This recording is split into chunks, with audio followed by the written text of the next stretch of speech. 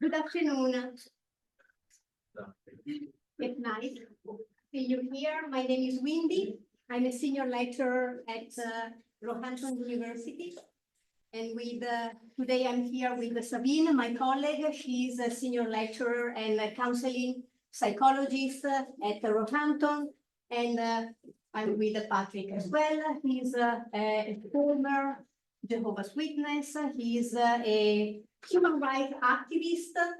And he was the first who brought his case against the Jehovah's Witness community in a criminal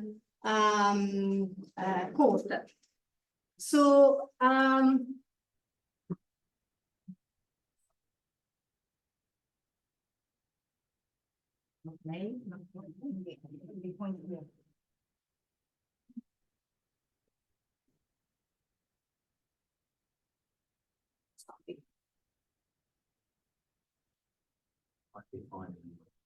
yeah, okay. So today our presentation will focus on mandated shunning. We will cover several aspects of mandated shunning. First of all, we will provide a definition of mandated shunning and the different typologies of this practice. Also, we will explore through the findings of my research the impact of mandated shunning on the individual life. Also comparing tactics implemented in domestic abuse and tactics used in communities such as the Jehovah's Witnesses. Finally, we will see how mandated shunning can be stopped.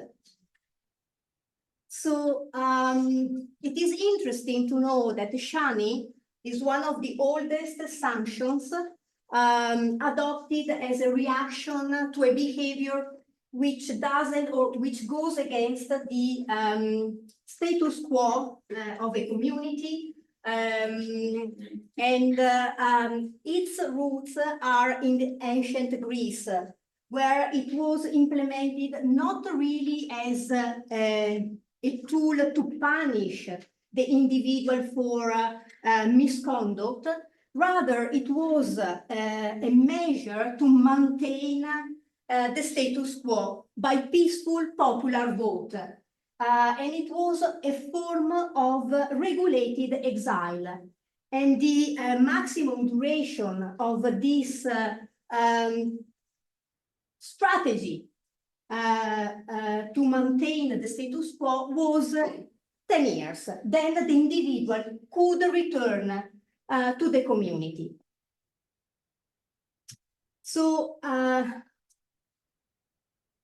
academic literature provides or actually uses interchangeably terms such as ostracism and shunning, and with academics providing definitions for each terms. And these definitions most of the times overlap. So, however, no matter the term we are using, ostracism or shunning, the implication and the effect is the same. And this behavior can lead to social death. So there are several contexts where mandated shunning is practiced. However, we are interested in this practice adopted in faith-based communities. When this disciplinary measure is adopted in this kind of context, usually it is presented as a necessary discipline. The reasons are several, and here we have some. First of all, protect the group from what is considered a harmful influence. Also, it aims concept protects the group's reputation as being pure and holy. According to the leadership of these groups, also it helps to maintain the divine approval. And it's a tool, a loving tool, to help the wrongdoer to repent and return to the sheepfold. So what are the reasons that lead to be shunned from a community? Several. Here we have some examples: sinning and unrepentance, apostasy. However, it is also interesting that in some communities there is no difference between sin and apostasy. But we can say that overall, an individual is shunned from their community for non-compliance with the norms, values, and teaching of the community.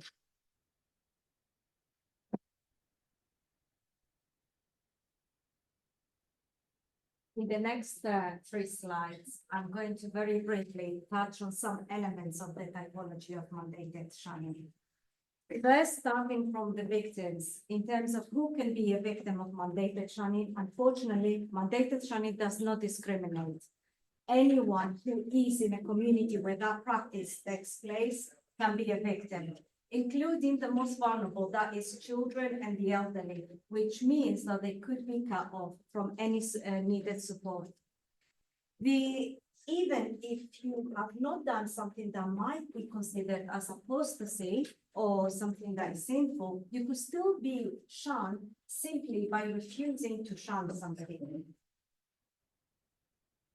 In terms of who the perpetrators are, shunning is not an act that is carried out by a single individual. The whole community takes part in this practice. The collective nature of mandated shunning is what reinforces within the group obedience and compliance, because anybody who does not shun will be ostracized. And there is a psychological mechanism as to why this practice is so effective. And I think the infamous experiment by Milgram explains this very well, where his experiment showed that ordinary individuals, despite their better judgment of their own better judgment, they will deliver lethal electric shocks to somebody else just because somebody in authority told them to do so. Throughout the conference in the past few days, I have heard many people who label those leaders who are in authority as narcissistic. I am less inclined to simply label them as that, because I don't think that fully captures what they are doing. If we label them as narcissistic, we're assuming that the reason why they're doing this is because of some personality disorder, which means that they cannot be held accountable for their actions. But in reality, every single leader is fully aware of what it is that they're doing.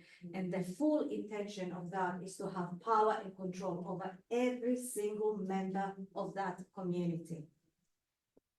And in terms of statistics, although we can estimate that there is approximately 40 million people that is affected by mandated shunning, it's an estimation, and it is very likely that this estimation is underestimation.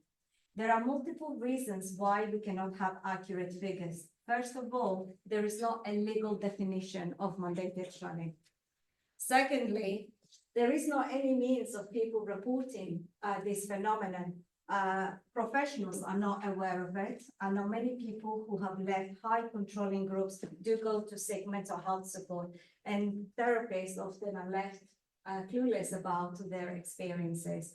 And let's not forget, many victims don't also realize the concept of mandated shunning because of the shame and guilt. They feel they are wrong, they have done something wrong, because that's what the community wants them to believe that they have done. And the interesting part about guilt and shame are the two emotions that are socially constructed. We are not born with those emotions. They're social constructed, which means we learn what is shameful in Spain might not be shameful in the UK and vice versa. So those two emotions are very often used in high controlling groups to maintain obedience of its members. And I would like to welcome Patrick now.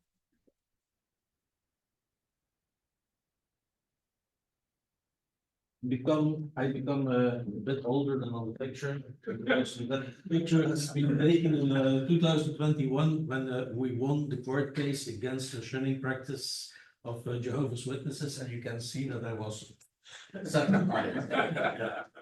Later on, we lost the case. I'm going to tell you about that, and I'm going to tell you a bit about the story of how we came to the expression mandated shunning.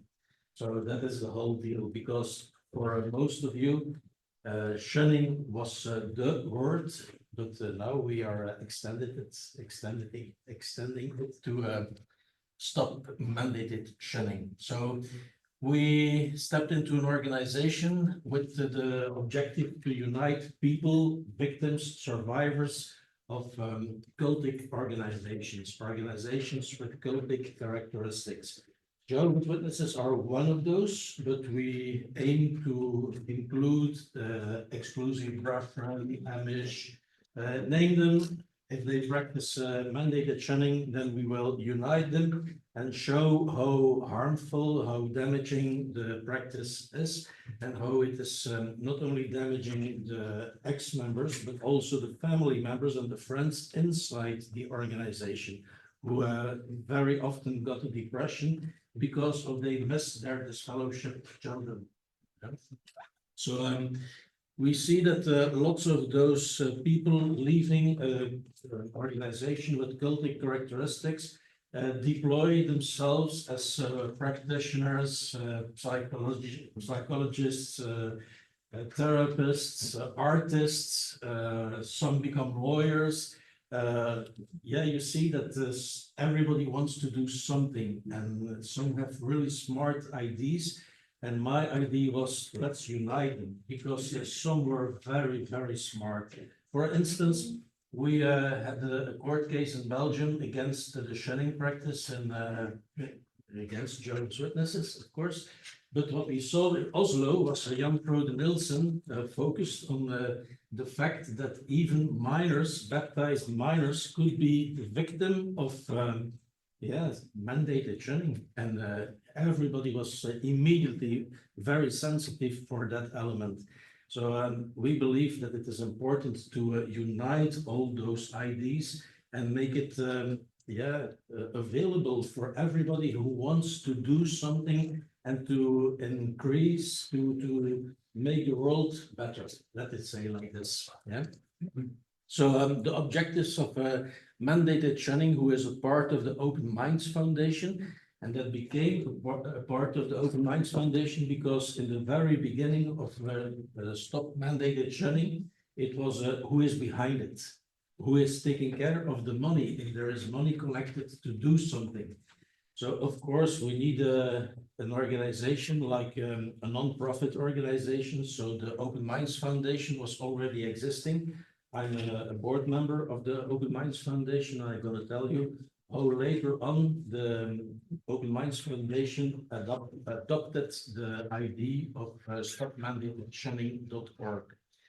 So the whole thing is we want to create a definition of the mandated shunning, as Wendy was already explaining, because there is not really knowledge about what is mandated shunning. We know ostracism, we know disfellowshipping, we know excommunication, and most of the people throw everything on one big mountain and say, oh, that are synonyms of each other. And in fact, it is not.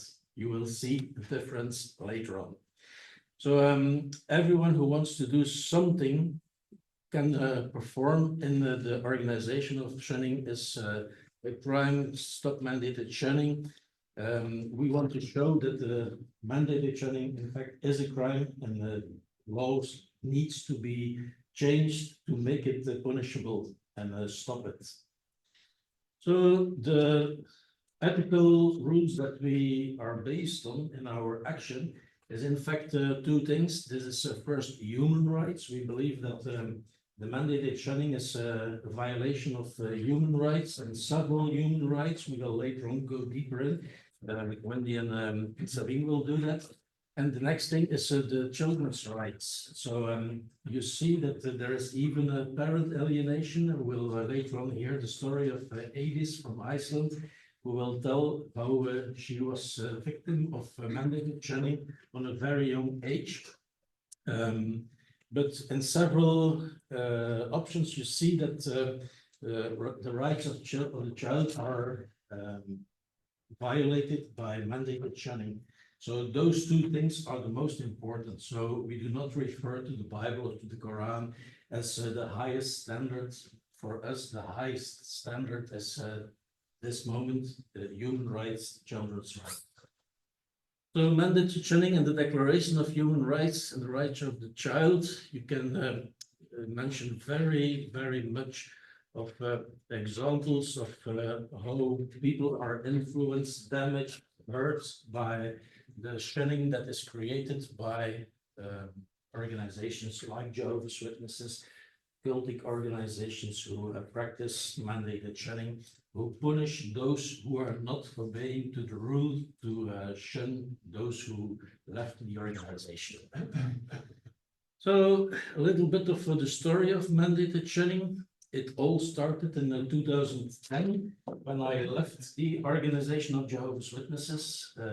I was for 38 years, since my 8th year till my 46th or something like that. One of Jehovah's Witnesses, quite active, nothing to be proud of, but you can read about it. But the most important thing is in 2011, I was disfellowshipped and shunned. I was shunned before that. Because of sharing a PowerPoint about the 1914, a very specific year for Jehovah's Witnesses, and I showed in my PowerPoint that this was a lie, this was a deception, and I was disfellowshipped for sharing it with only one guy who tried to encourage me to come back, and he promised me to investigate the arguments in my PowerPoint, and he got in panic, warned the elders, Patrick is an apostate, and they disfellowshipped me. And I promised them, I'm going to court, I'm going to take you to court. Yeah. And I did what I did. And I thought, I cannot be alone in this court.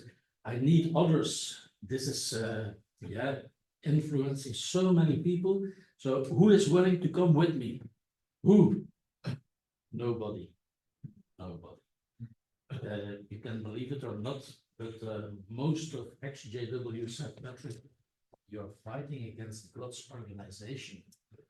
The indoctrination. I'm a sinner, and that's the truth. And I need, in fact, to go back to the truth. It was enough reason to be afraid of fighting against God. Others who were already out said, Patrick, so many tried this and failed. What are you going to do? You're fighting against windmills. So I was basically standing alone, and I understood something should happen. So I organized some meetings with ex-JW and start to teach them about the deception used by Jehovah's Witnesses.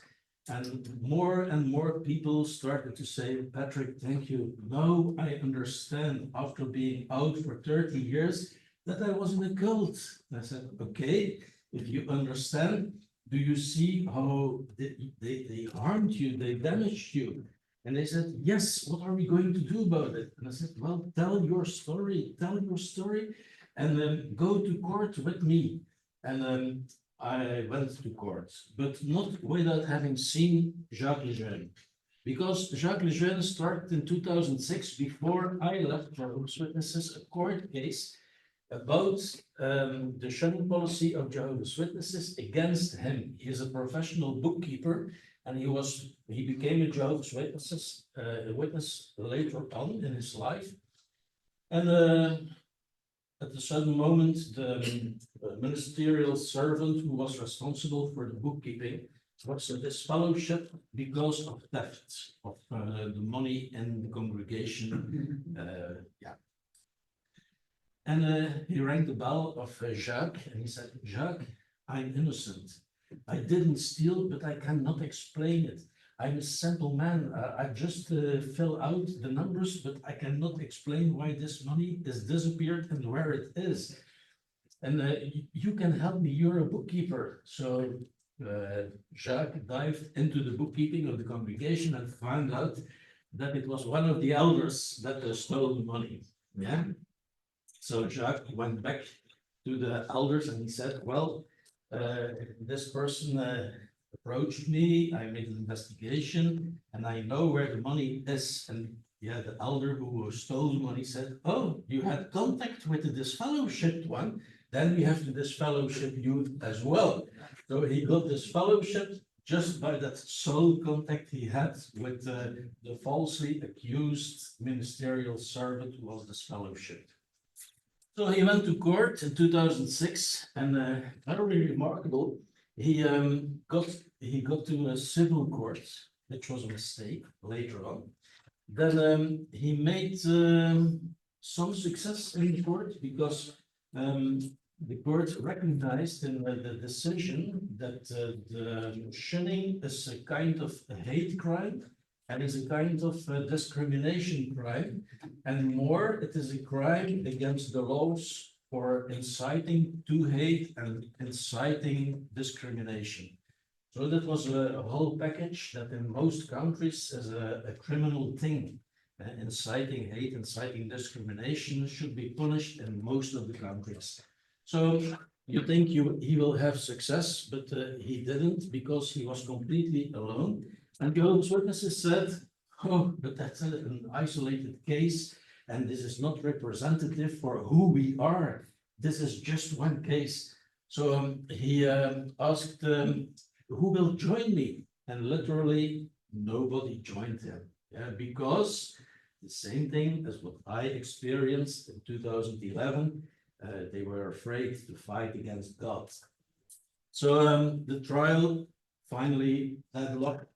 And I was interested. I visited his lawyers and I said, where did it went wrong? And they said, well, Patrick, if you want to do something, then do not go to civil court, but go criminal. Go to the criminal court. And I believe I'm one of the first guys who went to criminal court and risked money. And I did lose money. Going criminal, and then they said, make sure that you have more testimonials. So we started to organize meetings and we got a pool of complaints, and from the 35 stories that I could gather in Belgium, 15 of them were also civil party. So they said, I'm a victim of this practice. So we understood that there was a need to help people, victims, to not only survive, but also to get indoctrinated, to be helped out of the indoctrination. And little by little, it was working. Just to give you an idea, that there was a therapist who gave me a phone call as a result of hearing my interview on the radio. And she said, Patrick, congratulations with your non-aggressive interview towards Jehovah's Witnesses. You explained it as it is, nothing exaggerated, no revenge feelings. So congratulations. And I said, what about you? And she said, oh, I'm 15 years out and I'm a therapist myself. I said, what kind of therapy did you have yourself? And she said, I helped myself. And I said, can I check it? She said, how do you want to check it? Can I ask you a question? I said. She said, yes, you can. I said, what will happen to you if Armageddon is coming? And she started to cry and couldn't stop. Okay? So she was out. We helped her with a PowerPoint that I have made about the psychological systems that are created and maintained by Jehovah's Witnesses. And I showed her how Armageddon is like a big balloon, and that if you, it's gone. I compare it to a Santa Claus. If someone believes in Santa Claus, that's okay. But if you go to a party and Santa Claus is on the platform and there is a master boy going to Santa Claus, it's gone. It's gone. You can never go back and say, I believe in Santa Claus again. Impossible. And the same thing is true with Armageddon. You can have fear for Armageddon, but it's so easy to make it destroyed. Yeah. So Jacques was a very important and still is a very important person in our story of mandated shunning. So one of the things that we learned is failure and preparation is preparation for failure. So if you want to do something in your country or whatever, make sure that you know all the details. And the objective of Stop Mandate Training Organization is to make all that available and to have input from what you learned about the things you did, where you succeeded, where you failed. So there is no failure, there's only learning, only detecting new things.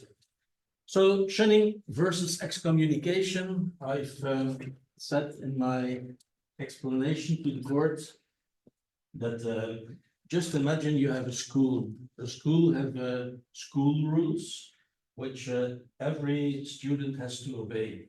And if the student is violating the rules, then he can expect to be warned, and at the end he will be kicked out. That's excommunication, that's disfellowshipment. Yeah. But just imagine the director of the school is going from classroom to classroom and is warning every student, make sure that you don't have any contact with Mr. Haeck, who is kicked out of the school because of dealing drugs.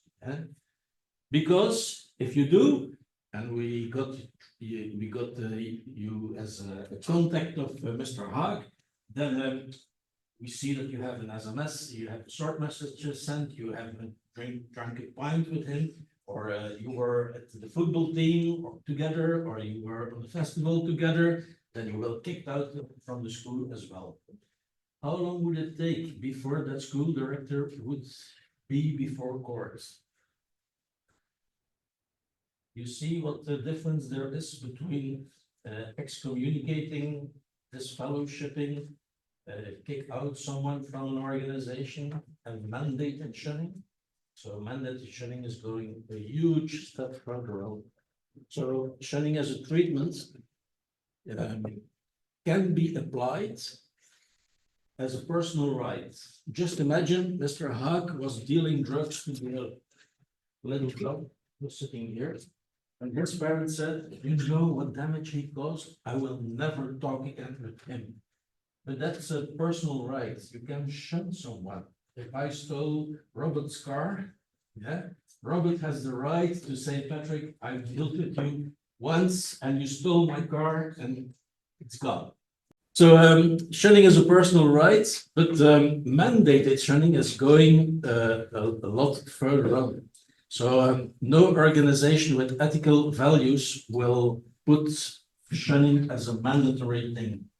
So they will respect everybody's right to have contact or not. So what we did and what the Jacques did was making the difference between shunning and excommunication. So if I asked how many of you are ex-members of an organization with the mandated shunning? Many. And how many want to go back? So you respect the disfellowshipping rule. You recognize that you no longer belong to that organization. So you have no problem with the disfellowshipping. You are not longer one of Jehovah's Witnesses or not longer one of any cultic organization. You respect that. But where is the suffering? Where is the suffering? In the mandated element of shunning. You are obliged of, or the members are obliged to shun you. So they have no option. They will be punished if it occurs. So what happened in Ghent was We went for a criminal court. We had 35 stories. And finally, the judge was sitting in the middle, said, religion is not standing above the law, and convicted Jehovah's Witnesses to pay a big amount of money to the state and to the victims. But finally, the case was lost because in appeal, Jehovah's Witnesses brought in the family members who were not interviewed by the judicial police, and I had asked for it. I had set up all the questions the judicial police should ask to the family members and make it clear that this was a mandated thing, and they didn't do it. They said, we are not in America, eh? Okay, we are not in America. But we lost the case mainly because of this. And they brought in the family members and they said, oh, but this has nothing to see with Jehovah's Witnesses. I'm just shunning him or her because for totally other reasons. Come on, come on. Yeah, I miss him or her, but yeah, but what he did, this is not longer possible for me to have contact with him or her. So the mandated thing was completely denied, and the judge accepted. And another thing was, this is freedom of religion. So even European court had taken some decisions that were influential for the decision of the appeal judge, which stated that if 7 people with freedom of religion unite, then the freedom of religion is transferred to the organization. And I said, how crazy is this? Right? But good. So we lost the case. Shunning was a personal decision, the judge accepted, but we learned a few lessons. So we have to prove the mandated shunning. We had to create a bigger pool of complaints and stories. We had to increase awareness. We had to join forces. We had to contact the academic world, the legal world, the therapeutic world, and other religions. Members, ex-members of other religions. Why not? Because they suffer from exactly the same thing. So mandated shunning is far more than only Jehovah's Witnesses. There are millions of Savin stated at the situation. So is it a mandated thing? Well, a very clear watchtower of the year 63 and set up is still there. It's not so clearly expressed as there, but I will show you what they state here. You can read it all, but the main thing is that they say the seriousness of not abiding by the disfellowshipping procedure can be seen when he is called a sharer in the wicked works of the one disfellowship. Actually, the one who deliberately does not abide by the congregation's decision puts himself in line to be disfellowshipped for continuing to associate with such one. So this is very clear. Stop going to associate with the disfellowship, or you will be punished. And this is so clear. And if you look in the most recent books for elders, you will see that the rule is still there. If you continue associating with those who are disfellowshipped, you will be brought before a judicial committee, and a judicial committee has only 2 outcomes. Or you are repentant and you stop going associating with the disfellowship and you will be reproved, or you continue and you are not repentful and you will be disfellowshipped yourself. So the mandated shunning is for sure there. So freedom of religion, how do we have to evaluate that? Well, Jehovah's Witnesses said in the court case, oh, we are just practicing biblical principles. And I said, I'm lucky that you are not applying all biblical principles, because we have to stone to death homosexuals in that case. And would that be freedom of religion as well? And they said, no, that's murder. Okay, that's a violation of human rights. Or put it in another religion and say, oh, you're a thief, you're going to amputate your hand, or we are going to mutilate the female genitals. Well, all those things are religious inspired, but are violations of human rights and forbidden right now. So the question is, what can we do under the text freedom of religion? Can we flog homosexual to bleeding? Can we mutilate them? Can we reinstate the Inquisition? Can we, what is possible? Where is it damaging and where it is not? We say mandated shunning is part of a harmful, damaging, destructive practice. So remember, we are talking about freedom of religion, and freedom of religion is not existing for organizations. This is part of the human rights. And there is not such a thing as the Universal Declaration of Organizational Rights. There is only the Universal Declaration of Human Rights. And what article number 30. Nothing in this declaration may be interpreted as implying for any state, group, or person any right to engage in any activity or to perform any act aimed at the destruction of any of the rights and freedoms set forth herein. So they are violating this Article 30 and many others. So they steal freedom of religion from their members to have it expressed by themselves. So watch out, freedom of religion is not existing for the organization. So mandated shunning as an ID, an expression, was presented to the Open Minds Foundation, and they accepted it. They contacted the University of Roehampton, and two researchers came out and said, we are willing to do a quantitative and qualitative study, and they got the ethical clearance to do that. So many of you were already interviewed by Savin and Wendy, and they are not willing to tell who they interviewed. They keep it secret from me, but some of you are already interviewed.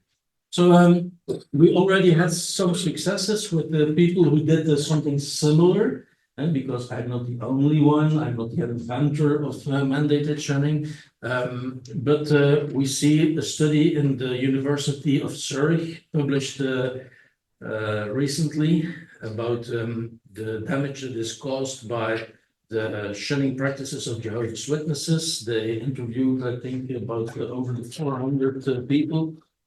Then in Norway, you know the situation. In Spain, there were successes. In Germany, and Japan, and Australia, go on. And we think this list of successes can be extended way far away. I believe that we even can go to ICC, International Criminal Court in The Hague, in the Netherlands, for crimes against humanity. So the Open Minds Foundation implemented Stop Mandated Shunning as a project. So you can have sight on the initiative on the website. The Open Minds Foundation understood the importance of a qualitative and a quantitative study by the university. So we are collecting money, we validated the study, and we know that we have to pay the first year between 75 and 100,000 pounds, British pounds. So I believe that if it is about 100,000 pounds, there are only 10,000 ex-members of cultic organization who each give 10 pounds, then we are out of problems. Yeah, so it's a small amount, but seeing the many victims there are, we believe that in the Open Minds Foundation we can collect the money to help these people and help us with a report that will be owned by the University of Roehampton, and that will be available for anyone who wants to go to court or needs a therapy, where it is shown in the report how huge the damage can be. So every support is welcome, and it's not only about money, it's about your story as well. Remember Grendele, who stood alone? Well, let's say that if there is no story and there is no complaint, there is no crime. just imagine I stole Robert's car. And Robert says, yeah, it's Patrick, we know him, he's always stealing cars. So it doesn't matter, it's a pity, I lost my car, but it's Patrick. So if Robert is reacting like this, and I don't expect him to react like this, but just imagine he is reacting like this, then you can say that there is no theft, there is no crime, there is no perpetrator, there is no victim, so nothing happened. He basically gave away his car to me, although I stole it. So the same is true with mandated shunning. If there is no complaint, if there is no report to the police and say this is a law that is violated and I'm the victim, then there is no crime. Everybody stays like everything stays like it is. So it's our responsibility to come forward together as one big group and say, I'm a victim too, I'm a victim too. And we experienced this. We brought the mandated training to the attention of so many, and they started to tell their story. Even Robert told me his story, and he is disfellowshipped in 1965, and the damage is still there. I heard Jackie, she will later on and tell her story. So we are doing so many things, and basically I will end with the phrase from the president candidate in Canada. He said, the right to religious freedom ends where religion is being used as an excuse to harm other people. So what can you do to stop mandated shunning? Spread the word, tell your story, take the survey, donate. So if you have the QR code, you go directly to the website of Stop Mandated Shunning. And we believe we can obtain our goal, we can get our goal, stop mandated shunning, stop the violation of human rights. So I hope I didn't take too much time. Thank you.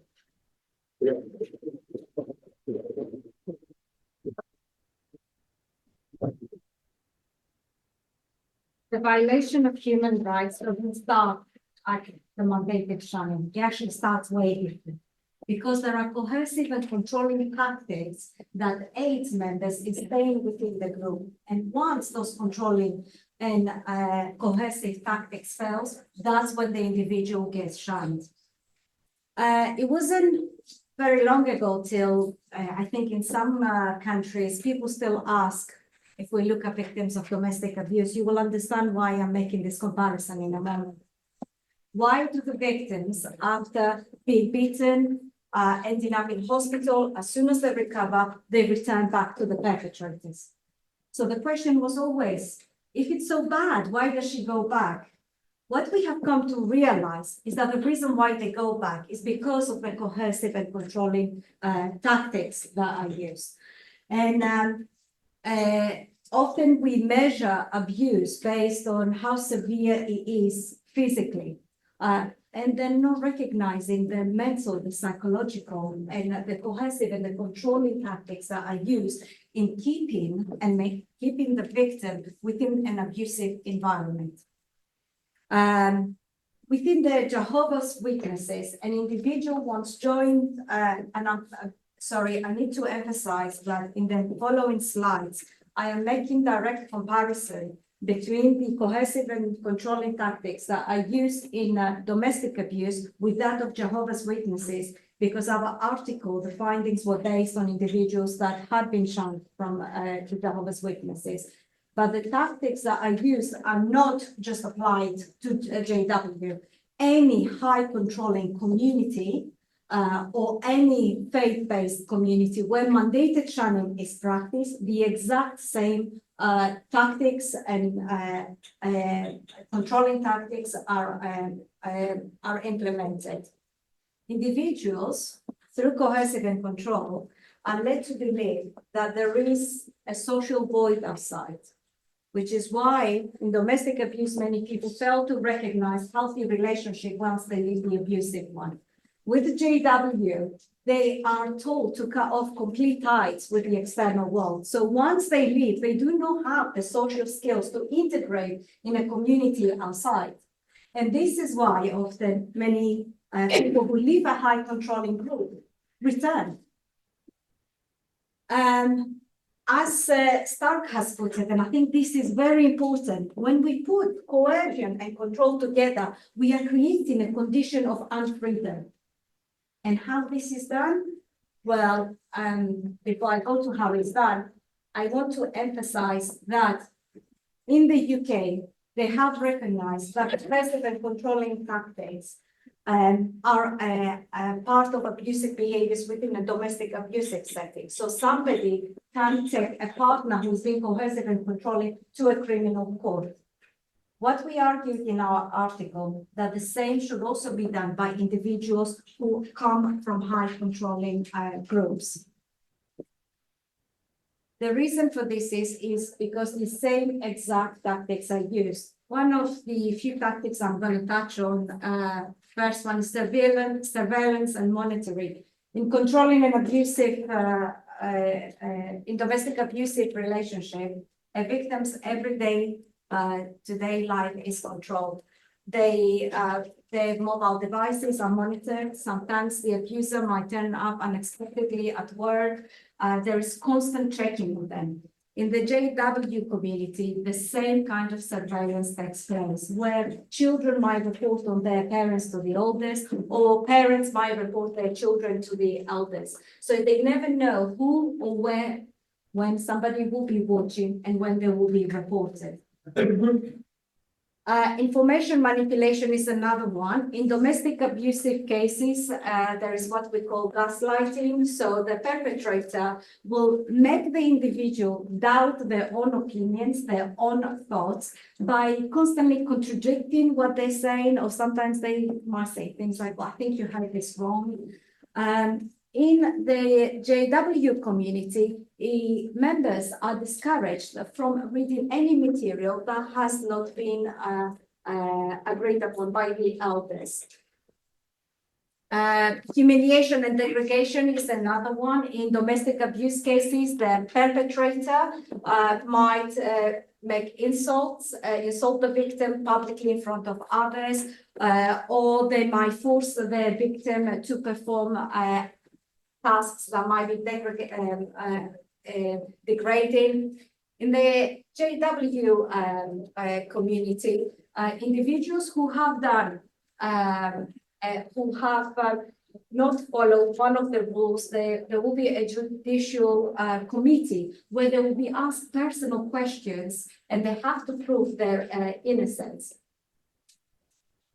The credible threat in one thing that we do need to highlight when we're talking about coercive and control, and it's interesting, we're calling it credible threat, there does not need to be an actual threat. So in abusive partners, the partner might say, oh, if you leave, I'm going to kill myself, or I'm going to kill you, I'm not going to let you have contact with your children. In the JW community, of course, there is the Armageddon, and there is the shunning part. But shunning, we know that it does happen, and this is the whole point why when somebody is shunned, is announced within the community to make an example of them to the rest of the members, if they ever think outside. And isolation, I left this one to the end, but what I want to emphasize with isolation is that actually one of the very first tactics that takes place in abusive relationship. The abuser will disencourage the victim to have any contact with their family members or friends. The whole idea of cutting them out is that so they don't have any support network outside.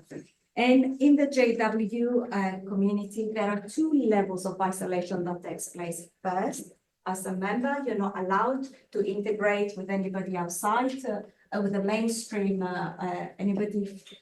you're not allowed to integrate with anybody else who is not from the JW community.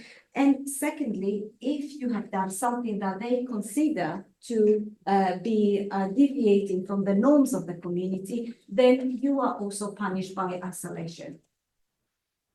All those tactics do violate the very basic human rights. We do recognize this in domestic abuse cases. Why is it the case in a country like the UK, somebody who might have experienced coercive and controlling tactics is not I cannot bring their case to a criminal court. But if you have experienced the same thing within a domestic abuse case or a family abuse, then you can take this to a criminal court.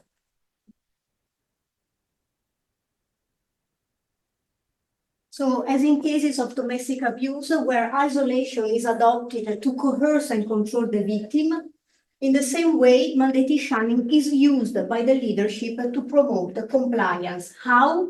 By fostering dependence, preventing disclosure, monopolizing members' life, and depriving them, the individual, of any support, economic, emotional, psychological, they need in case they leave the community. So it's interesting, and briefly, Savin highlighted this, mandatory shunning is implemented when other coercive and controlling tactics have been ineffective. So I'm going to talk a little bit about the findings of my research. I interviewed 33 participants, 21 former members, victims of mandatory shunning from the Jehovah's Witness community, and 12 between PIMO elders and former elders. I know that this was explained yesterday, but just to reiterate the concept, PIMO means physically in but mentally out, and are all those members that who, because of fearing of the implications and consequences of leaving the community, decided to stay and live a double life. A facade where they are active and impeccable members of the community, and a private life where they strongly disagree the community's teaching and belief system. So from the rich data collected and analyzed, three main themes were identified. The first is about the experiences of the individuals shunned from this community. Their personal journey from becoming a member, official member, to leaving the community because of shunning. And so the reason for people to join the JW community are different, mainly two. So some of them are born into and grew up, and often they are referred as a second generation of members. Some others converted as adults, and they are referred as a first generation of members. So the community environment is experienced differently depending on several factors and individual characteristics. An example is compliant members versus PIMO and non-compliant members. However, according to the participants of the research, the community creates a coercive environment where the leadership is enforcing a culture based on fear, guilt, and shame. Also, the leadership implements a controlling system with the aim of coercing members through threat, humiliation, blackmail, emotional blackmail, and social death. The second theme that was identified is the impact of mandatory shunning on the individual's life. And according to the data, mandatory shunning is an experience of loss and social death, with severe and long-lasting consequences that can span from psychological harm, a worsening of health, physical condition, adverse emotional responses, with severe impact on self-esteem, and with some, developing suicidal ideation, and some act upon on this ideation, committing suicide. The third and last theme was about the coping mechanisms, strategies that people shunned from this community adopt in an effort to normalize their new circumstances. And the strategies, some of these strategies are still or denotes levels of personal stagnation, because the individual is still tied to the community belief system and judgment, with some participants engaging in risky behavior or avoiding close relationships, fearing to re-experience rejection. On the other hand, there are other strategies that actually denote levels of personal progression, with a sense of rebuilding, a sense of self, the individual gaining or regaining ownership and autonomy over their life. And I found this fascinating, the emancipation from fear. Fear from the judgment of the community, fear from Armageddon, fear from emancipation from the fear of the divine punishment. So in the context of the Domestic Abuse Act 2021 and based on the research findings, mandated shunning is both controlling and coercive. Therefore, we wrote and published an article where we argued that the scope of this act should be broadened to include instances of people shunned from the Jehovah's Witness community. This is because of three main reasons. The relationship among members of the Jehovah's Witnesses is akin to family and relatives. The community is their family, entire world. Second, being shunned has a harmful effect. And third, the elders and the leadership are those in a position to shun, and the consequences of being shunned are well known to the community leadership. However, is this proposal enough? No, it's not. Why? Because the practice of mandated shunning extends beyond the Jehovah's Witness community and the UK's borders. There are other high control and faith-based communities and groups that apply mandated shunning. Some examples: Scientology, Amish, Mennonites, Baha'i faith. Mandated shunning, according to the findings and data collected so far, affects people globally, not only in the UK. Therefore, we need robust findings to make an impact and influence policies and legislation. The aim is, to have a mandated shunning recognized as a form of abuse and crime. So how can mandated shunning be stopped? Patrick mentioned the Stop Mandated Shunning initiative. We highlighted the need to have a legal definition of mandated shunning. There is a need to change policy and regulation, to raise awareness, to educate not only the layperson, but also therapists, in order for them to better support victims of mandated shunning. And community engagement, quite utopian and challenging, because when I say community, I mean those communities that practice mandated shunning. And again, you can understand why is a utopian idea.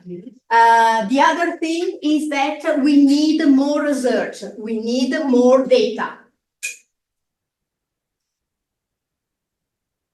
We have started when we started thinking about our research, we wanted to make something that is not simply analyzing and collecting only experiences. So our research, we are doing a triangulation. We are collecting the perspectives of multiple people who have any form of experience of mandated shunning, whether that is personal experience or professional experience. So we are doing a qualitative study and focusing on individuals who come from any community, any faith-based group where mandated shunning takes place. We also want to hear from anyone with legal expertise that has supported somebody who has experienced mandated shunning, any human rights activists and mental health professionals. Alongside that, we are also documenting through qualitative, through our quantitative study, we want to document the psychological implication and the long-term effects of mandated shunning. If any of you feel that you meet the criteria, or if you know anyone that meets this criteria, please do get in touch with us. Our emails are here. We can forward you further information regarding the different research projects that we are doing. And even if you are willing to advertise it on your social network or anyone specific with either legal expertise, mental health expertise, or personal experiences, please let us know. Thank you.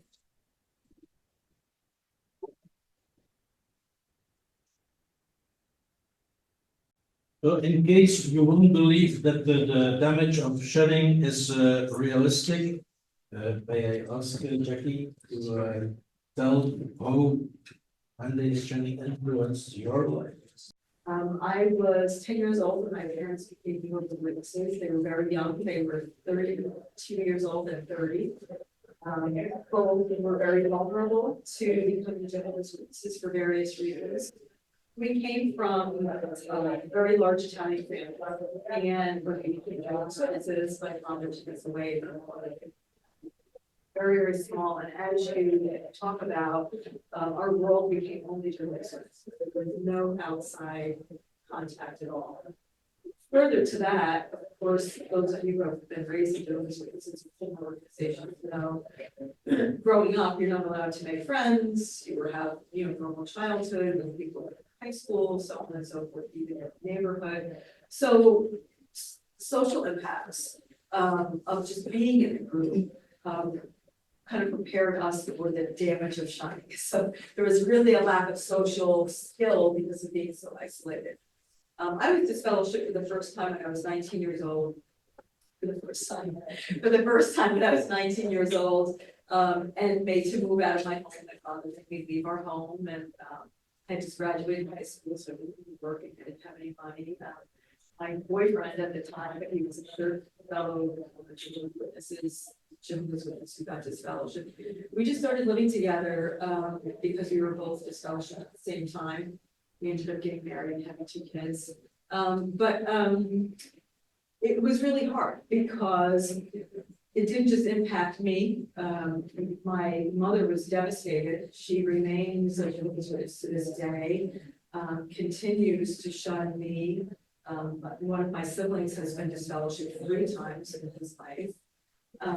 And he came much longer after us. He was much younger and had impacted my mother in a very different way because he was really big family. But so it impacts you as someone who is cast out and loses everything.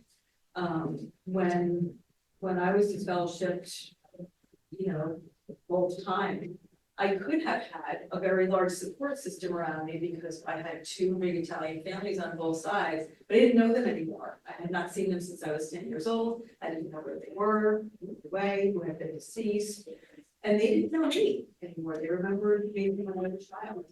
And so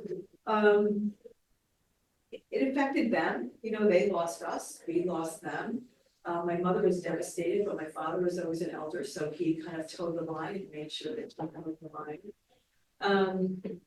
And as you talk about, I went back multiple times, as did my younger brother, who's been to scholarship 3 times. Because you really don't have anything out there, you're not prepared, and the pressure to come back is something that's very, very hard to describe.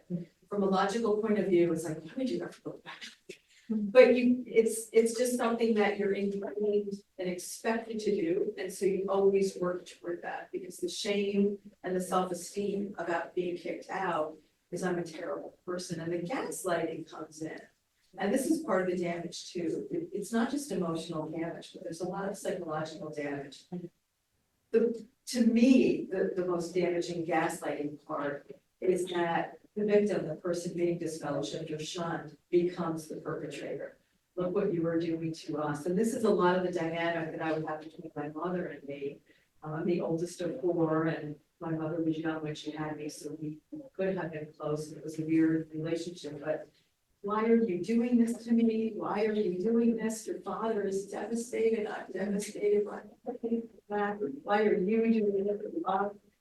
And it wasn't until I was in the organization that you see how twisted and negative. To kind of wrap up my story, I went back a couple of times after this fellowship, and I didn't really leave until I was 52 years old. And I'm almost 59 now, so I've had only a few years of total freedom from not being in, and in that time having to heal. But you know, my relationships with my siblings are non-existent, and they were shallow to begin with because of being shunned at an early age. We lost all of our 20s together, all of our 30s together, all of our 40s together. That all, you know, and it's going to go on, all of our 50s together. So, you know, you just, for me, it was about not dwelling on that and making a new life. My now ex-husband has a new life. He's not a Jehovah's Witness. We didn't raise our kids to be witnesses. So you know, we have them, we have our grandchildren, and life goes on, but the pain of the damage that damage can't be repaired. You know, it's those relationships can't really be repaired. And just an interesting point is every now and then I'll hear from my dad. He'll send me a one-liner text, and this just happened maybe a few weeks ago, most recently. I'm still hoping. I miss you more than you'll know. And my response back was, the only person keeping you from me and from my life is you yourself. So I got the response to that, of course, but you know, the damage is just on kind of every developmental aspect of one's life.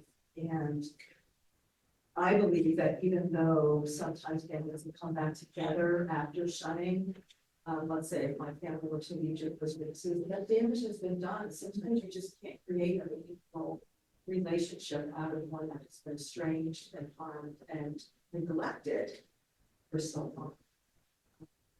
So Do you think that your mother would shun you if it was not a mandated thing? no, and it's interesting that you asked that, because most of the people who know me and know my parents say your mother would not be shunning you if it wasn't for your father. And the interesting point about that was my mother had COVID really bad in 2021 and went to the hospital for another week. I was already wrong with scholarship, of course, but she called me every day from the hospital and stayed on the phone with me for probably 2 hours every single day. And as soon as she went home from the hospital. And, you know, of course, because my father wasn't there, you know, I'm sure he was there, but she would call me probably at times where he wasn't there. And she told me, great. So, you know, the pressure, especially, you know, with, you know, gender-based pressure of the way that marriages are structured, you know, husband-wife dynamics and submission. You know, it really takes effect, and, you know, it's hard to watch them suffer because of their own actions. You know, everyone experiences shunning differently, and I have my own experience of shunning. And my view is that's toxic, and I don't have to set boundaries or do that work, they do it for me, they keep themselves away. But what I do know is that how much it hurts them. And I don't think that people talk about that enough, that sometimes the people doing the shunning, they are also victims of those policies, and they are hurting, and they just don't even see it that way. They think they're victims because they blame you for it, but they're blaming the wrong person. And they are the ones really being harmed, and they've missed out on 3 generations now, my children. So it goes deep, but you know all about it. Yeah. So you're doing a wonderful job in ICSA, and we are glad to have you here. Thank you. It's really.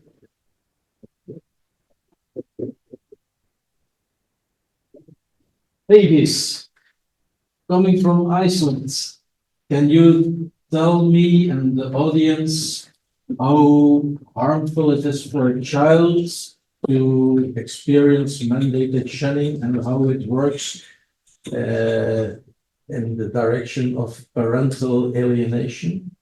Yeah, I have some experience in that. So yeah, my name is Etis. I was born, well, my mother, she was baptized when I was a few months old. So I don't know what it's like to not be, grow up outside the JWs. She left the faith when I was 6 years old. She divorced my father, and left the faith.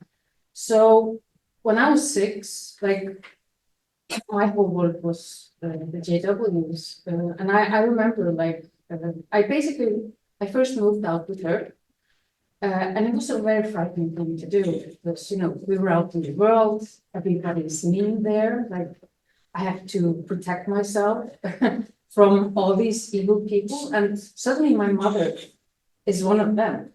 So I remember, like, being very afraid. Around the time I'm 7 or 8, I guess I'm 7, I moved back to my father. I have 2 older brothers, and they always stayed with him. The funny thing is that he was never a baptized JW, but he would always go to the meetings and he would take part in everything. But when they divorced, like my mother, she never said anything negative about my father or the relationship. She was, didn't say a word. But my father, he would say that, if you come with me, I will take you to the Kingdom Hall and we will go through how we get them together. Like, we're not going to die in a few years. And I'm born in the early 80s, and I truly believed, I knew Armageddon would come before 2000. Like, there was no chance of anything, another future than that. So at that time, I know my mother is going to die very soon. I know that my brother, who she later had, that he would also die, like everybody around us. He got us actually to choose to go with him so that we would be saved. So we did that. And we are going to the Kingdom Hall 2 times a week. And what I'm hearing is that, people that leave the faith, they are evil. Like, everybody who's not in the congregation, they are walking around like lions, trying to eat you, trying to lure you away from Jehovah. So that's how I saw her. And basically what happened is that, like, I remember her being a very loving and caring mother. So, yeah.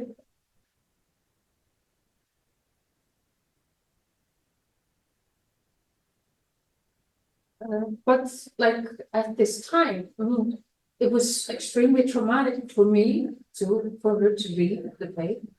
And it was also very traumatic for her because she basically lost 3 children because the connection that we had to her, it was completely severed.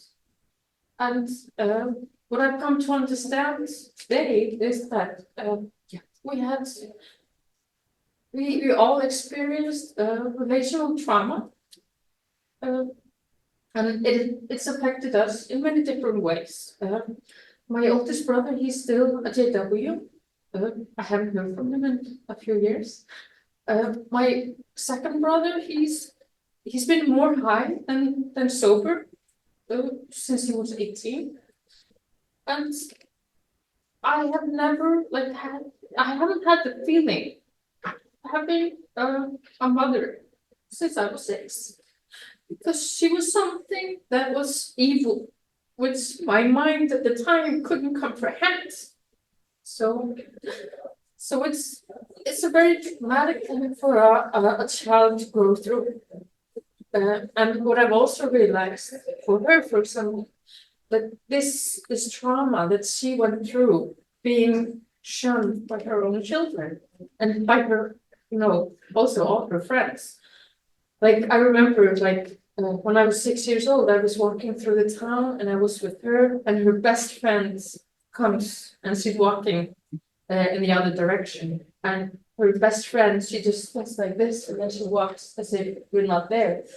Then the day after, I'm walking in the exact same spot coincidentally with my father, and she comes to me and she gives me a hug. So I was shunned when I was with her by everybody that I knew, but not when I was with my father. And what she experienced is also very traumatic, and it's actually created like a generational trauma, because my younger brother that she had after she lost us, like she wasn't able to emotionally connect with him because she's too afraid to connect with other people. Because she's afraid of getting hurt. So it's affected my younger brother in a way that he's unable, like he's very emotionally immature, and he doesn't connect with his own children in a normal way. So I'm seeing a generational trauma being created. So even a child that wasn't born in is still affected, not just me. I developed complex PTSD, and I'm guessing all my siblings have it too. And I just see it as an extremely damaging thing to do, and in a way extremely cruel to mandate shunning like this. So yeah. Thank you, Elis. If you hear such a story, I say we have to bring mandated shunning to court. Who agrees? Belinda, my wife, and I have heard over thousands of those stories, and there was none of them saying, "Oh, I received a Rolex from Jehovah's Witnesses because of my service." But on the other hand, there are also positive things. Ladies, you became not eaten by Satan, but you are drinking Satan. Yes. That was Yeah. So, like, how much time do we have? So, Make it short. okay, I'll make it as short as possible. So around 2.5 years ago, I started therapy. And a few months after that, there was a TV program in Iceland about religious abuse, and one of the episodes was just about the JWs. And as a response to that, the Scandinavian branch of the JWs, they wrote a letter in the Icelandic newspaper, and I read the letter, and I decided just like it was shockingly like how many lies and like manipulations and gaslighting they were able to put in a small piece of paper. So I sat down and I started like just taking apart, like I took every sentence in the letter and answered it, just I debunked the whole thing, and I ended up with like 3 or 4 pages, A4 pages of text, and I realized that I had something really good. So I I checked if I could have it published, and I got it published in the Icelandic newspaper, like the article. And yeah, and so that's the first time I ever stepped forward and said anything, and I haven't heard from my brother again. And like 40 people in my family. Okay. And I started like just investigating or just going into this world of XJWs. I have never done it before. I just shoved the past behind me, and I thought I was, now I'm good in the world. So, and I got in contact with a lot of XJWs, Patrick included, and I ended up going to Norway for the trial in January. So, and when I came, when we were in Norway, on the first day, the whole group of XJWs decided to go to a bar together, and I went to the bar to buy a beer for me and my husband, and I found Savin beer. So I mean, I had to buy it. I had to try it. So like, and then I came back home, and I was interviewed in the Icelandic newspapers again. And 4 days after they published the article, the JW, they wrote a letter like threatening the newspaper, asking them like, if you don't take down the article, if you don't issue an apology and give us this amount of space in your newspaper, then we're gonna sue. And the editor, he actually it was a very simple answer, like, we don't give bullies a platform in our newspaper. You can just, they will never have their voice in this newspaper again. So it was very satisfying. Also, the person that, I need to say the name. The person that wrote the threatening letter, I had actually met him in Norway. And he's the person that wrote the original letter that I answered. So I saw him at the courthouse, and I just went to him, like took his hand, and like, aren't you the guy that wrote the letter in the newspaper? And he was like, yeah. It was a really, it was an amazing article. And he was like, yeah. And I was like holding his hand the entire time, like smiling like a little fangirl. And then I went on to like, I really loved your article. It really made me realize how important it is to, step forward and answer lies, and stand up for yourself. And I said, yeah, I agree with you. And then I said, like, I actually, like, I was so inspired. I answered your article. Did you read it? And I'm like, I never read it. And so I just, continued like, you have been such an inspiration for me. I will never, ever be able to thank you enough for waking me up and, activating me. So just, I'm really, really thankful just to my bottom of the heart. And, I hope you have a wonderful day or time in Oslo, like I'm having. And then I just, left. And he's the guy that signed the threatening letter to the newspaper, which, he's obviously reading something from me. And then I was like, just sitting at home, like, going through what I have been, experiencing. And I had this epiphany, like, I need more Satan in my life. So I sent an email, and I'm the official importer of Satan beer in Iceland. Thank you so much. So it's a really good challenge here. It's simply good. Are there any questions?